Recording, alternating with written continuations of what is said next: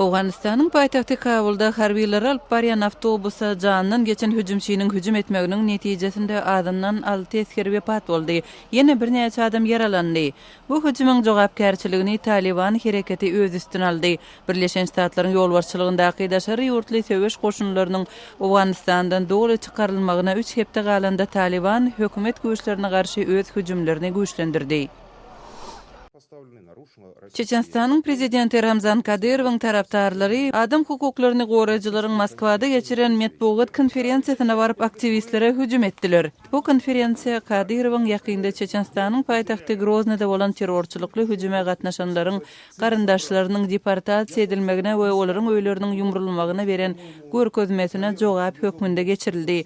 Ençime maşgalanyň jaýlarynyň ýumrulmagy giň derejede ýazgaryldy.